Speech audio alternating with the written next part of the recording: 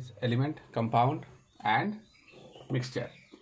Now, substance which can contain only one kind of particle, be its atom or molecule, are called pure substance. Pure substance. Now, element and compound are pure substance. Pure substance have definite sets of properties. They have uniform composition throughout. That is, they are homogeneous in nature. The constituents of pure substance cannot be separated by using a physical means. They cannot be separated by physical means. Substances which are made up of two or more pure substance physically mixed together in any ratio are called impure substance. Impure substance. Substance, these are the substances which are made up of two or more substance physically mixed together in any ratio. Mixtures are impure substance. They do not have a definite set of properties. They can be homogeneous or heterogeneous. Now, element. Element are pure substance which are made up of only one kind of atom. Elements cannot be broken into simpler substance by any physical or chemical method. Each element is made up of only one kind of atom which differs from the atoms of another element. Element may occur naturally or they may be artificially prepared. At present, 118 elements are known in nature.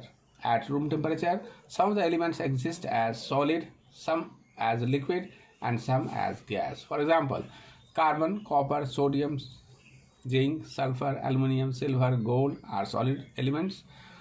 Mercury and bromine are liquid elements, while hydrogen, oxygen, nitrogen are gaseous elements. Elements denoted by a symbol. A symbol represents one atom of an element. For example, element of oxygen can be written as O. Hydrogen can be written as, this is for oxygen, H for hydrogen,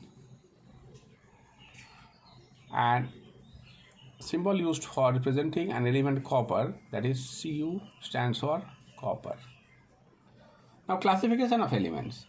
Depending upon the properties of element, they are classified as metals and non-metals. They are classified as metals and non-metals.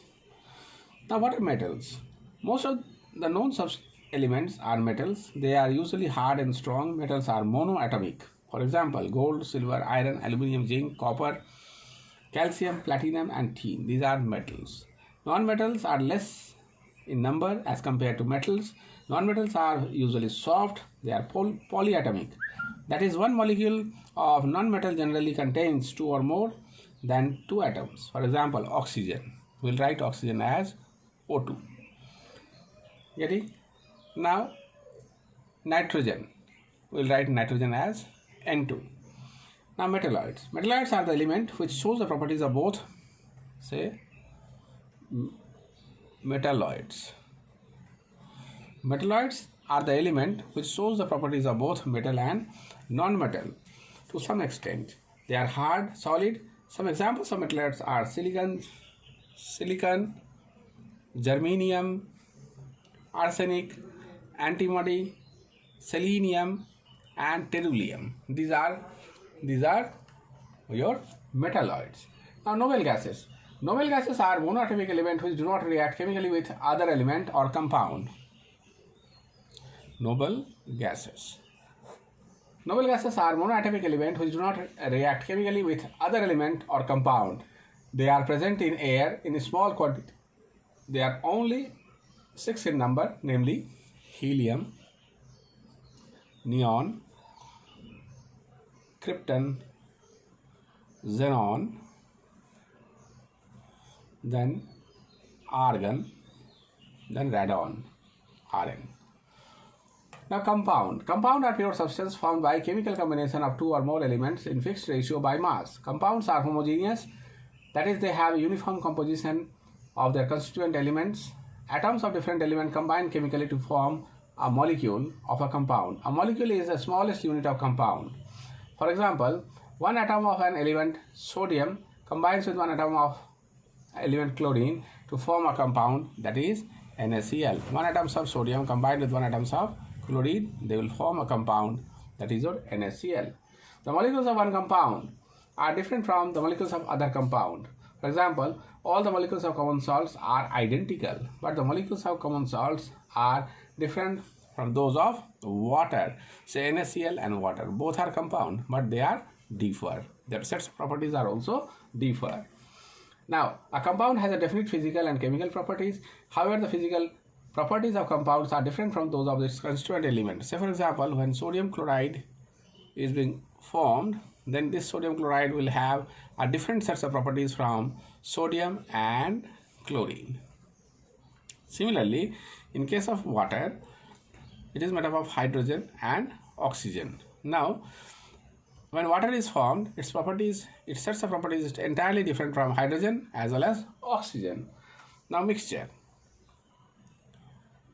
Mixtures are impure substances which contain two or more kinds of particles physically mixed together in any ratio. The substance which forms mixture are called component or constituent of mixture. The component of a mixture can be separated by physical method. Mixtures can exist in solid, liquid, and gaseous state. For example, air is a gaseous mixture consisting nitrogen, oxygen, carbon dioxide, water vapor, and other gases. A mixture has no definite sets of properties. However, the constituent of the mixture always remains their physical and chemical properties. For example, lemonade, a mixture of lemon juice, sugar, and water. Sugar retains its sweet taste, lemon juices retains its sour taste. Now, types of mixture. There are two types of mixture. That is, one is homogeneous and heterogeneous. Now, what is a homogeneous? Homogeneous mixture, a mixture which contain a mixture in which the components are truly mixed and cannot be seen separately is called homogeneous mixture. For example, sugar solution is a homogeneous mixture. Heterogeneous mixture, a mixture in which the component can be seen separately, is called a heterogeneous mixture. How the separations of mixtures being done? The process of separating components of mixture is called separation of mixture. How these mixtures are get separated?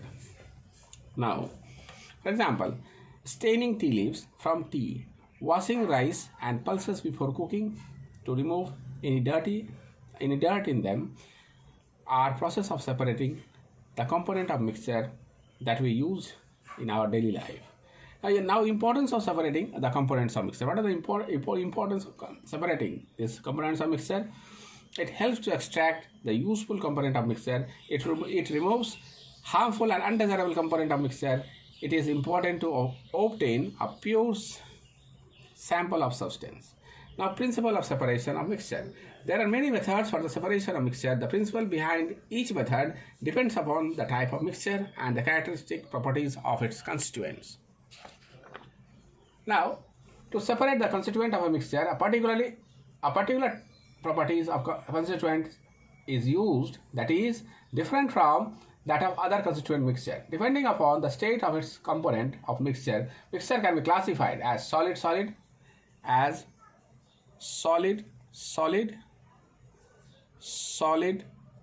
liquid, and liquid. Now, first of all, we'll discuss the separation of solid mixture. First, this one we'll discuss solid mixture. Say, hand picking, sieving, winnowing, magnetic separation, sublimation. These are the methods.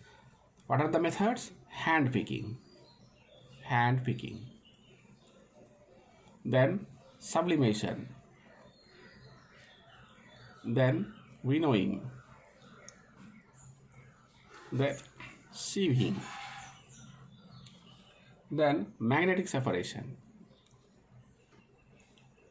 These are the methods by which we can separate solid mixture.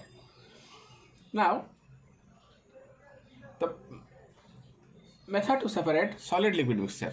How will you separate? that is sedimentation, loading, filtration. Sedimentation, loading, filtration, centrifugation. These are the methods. Then evaporation, distillation, and crystallization. These are the process. So this is your crystallization. Now the methods will separate liquid mixture. One is fractional distillation. Then another one is decantation.